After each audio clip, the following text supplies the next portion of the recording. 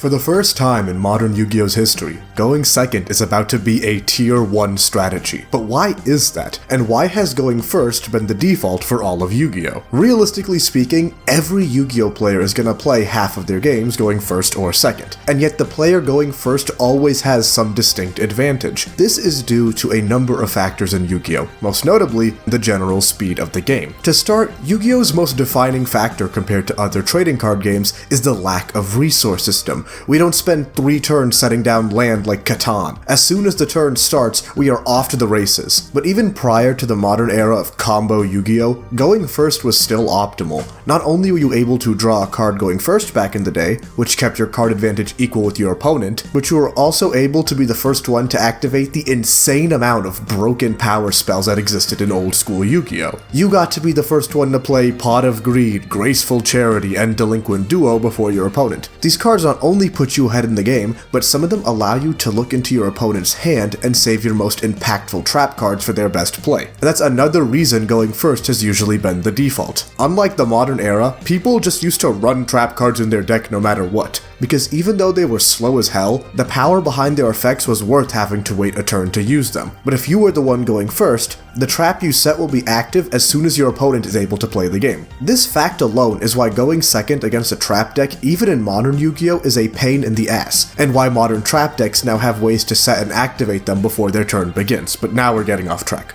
But back then, traps were also much more impactful than monsters and even some spells. Not only could you run battle-protecting board wipes like Mirror Force, but cards like Imperial Order negated all spell cards and effects. So even if you and your opponent opened some of the strongest spell cards in the game, only the player going first was going to be able to use them. This was incredibly unfair, and more indicative of Konami's poor balancing than the turns itself, but this bias towards turn 1 never really faded away. Not to mention the player going first will also be the first one to be able to tribute a monster into something much stronger, and you start to see a shift in balance towards the turns. And if you want to see more amazing Yu-Gi-Oh content, please consider liking this video and subscribing to the channel. Every single one means the world. To combat turn 1 dominance, Konami has made 3 major buffs to going second in the modern day. The first and most obvious one is now that the going first player doesn't get their draw phase. This was massive. With the first turn player only having 5 cards, comboing off became incredibly difficult.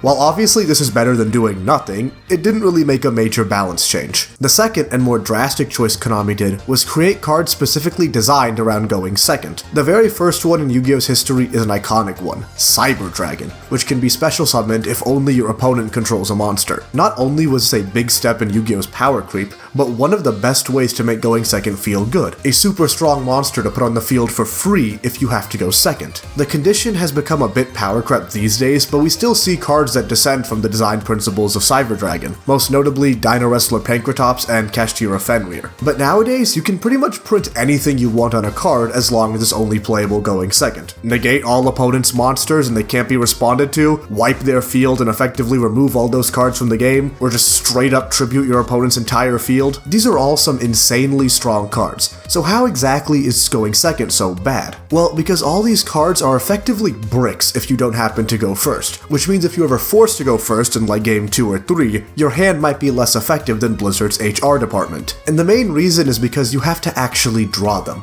If you don't open them, it doesn't matter how strong they are, right? Now, on the flip side, modern combo decks that want to go first every game can open their strategy with much more consistency than your 6 going second board breakers. Snake Eyes has Ash, Poplar, Bonfire, Wanted, Diabellstar. Half the deck can end on a very strong board. That is a much more consistent strategy than praying you go second and open Lava Golem. As a result, this is just not a super viable way to play the game. The exception to this is Zeus, an Underworld goddess. Both of these cards can be made going second, but because they're in the extra deck, you can make them whenever you need to. But these cards are few and far between, which is why Konami has been designing strong interruptions for going first and second, so you can always run them in your deck for game 1. The most notable ones are hand traps. Not only can you ash your opponent if you're going second, but if your opponent has a full board of 20 negates, they can throw a maxi on top of it. Good luck, have fun. Now, as you can imagine, this is not the best way to make going second cards work, which is why Konami has shifted their game plan a bit. We now get cards that have practicality going first, but are more powerful going second. Cards Cards like Droplet, Tactics, and Thrust can be live going first, or just set them, but going second they can break through a board just by themselves. These cards, in my opinion, are way better designed than plenty of hand traps or complete blowout going second staples. But what is the final major buff Konami has implemented to going second in Yu-Gi-Oh? Well, design the whole damn archetype around going second. And they were really creative with this. We got Gladiator Beasts, which tag out in the battle phase to help OTK. We got Galaxy, which can make a big guy in OTK. We got Crusadia,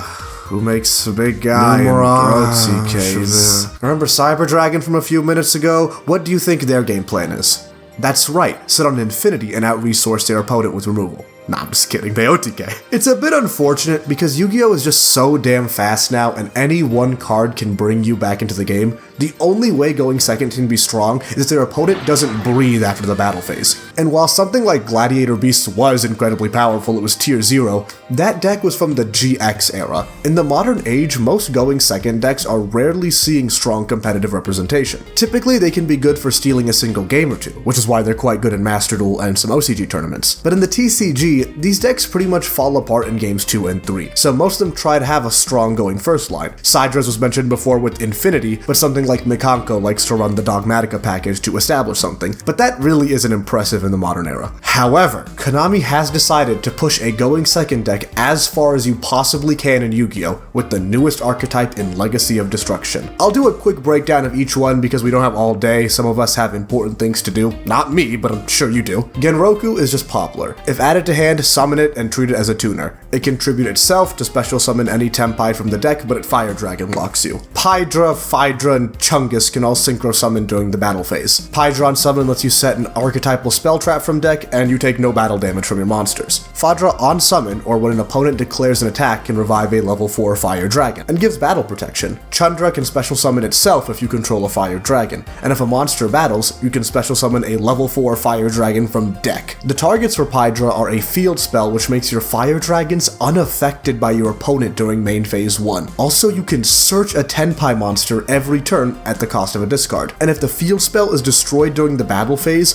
double the attack of a dragon synchro. This is the most insane field spell I have ever read. The other spell you search is Kaiman, which can either add a tenpai or special summon one from hand, and if you activate this during the battle phase, you can do both. The trap sucks, don't play it. The first synchro monster is Sagentai Biden Blast. You've done well so far, but up until now I've only been using a mere 5% of my power. Now let's see how well you fare against my Biden Blast! Which on summon can revive any Fire Dragon. And if 3 attacks have been declared this turn, it can revive itself and destroy any spell trap on the field. This is an amazing card that extends, gets more attacks in, and can obviously delete back row, but this is how you pop your own field spell to go in for insane amounts of damage. The final boss monster is Sagenpai Transcendent Dragon, which forces all of your monsters to attack, and prevents your opponent from activating any monster effects during the battle phase. It also has the same 3 attack revive ability, but can destroy any card on the field. Both self-revives for the synchros are once per duel, but there's not going to be another phase after these cards hit the board. But yes, this is the type of power that is needed to make going second work. You basically just run as many going second staples and hand traps as you can, then go in for the OTK. You try to stun them in the main phase with the field spell, and stun them in the battle phase with Transcendent before you hit them a million times. Because of them being unaffected during the main phase, and your opponent literally can't activate cards in the battle phase, this gives very little counterplay to the strategy. You summon a lot in this deck, but because Nibiru only works during the main phase, it's no help here. Hand traps are a hit or miss depending on if you open the field spell or not. There is very little room for counterplay here. In fact, the best bet to beating Tenpai is to run cards like Battle Fader and Threatening Roar in order to stall them, because if you get back to your turn, it's pretty easy to dispatch them. Imagine telling someone that fucking Kite Void could be a legit counter to a deck in 2024. Even the most insane Cyrus fan would look at you with pity. A personal recommendation is to run Kashtira Fenrir, as it's just more damage, potential removal, and can be used on your turn 1 to make your board a bit more threatening. Not to mention it adds itself back every turn so you can keep doing it. I would also run Droplet for similar reasons, as it can be a turn 1 disruption, negate, and having the attack of your opponent's monsters is super important in a battle-focused deck like Tenpai. Shifter is usable, the revives are kind of needed, but if your opponent needs the graveyard more than you do, you absolutely can make it work. The secret sauce I recommend if you're forced to go first though is Heat Wave. At the start of your main phase 1, neither player can normal or special summon monsters until your next draw phase. It's pretty cheeky and it might make them regret making you go first. I have seen some strong going second decks, but there is nothing that even comes close to this. This is unreal. It's fair to say that these cards absolutely will be seeing major tournament play, and are potentially a great budget pickup. Or at least it would have been if Konami didn't short print the super rare and refuse to reprint Trident Dragon.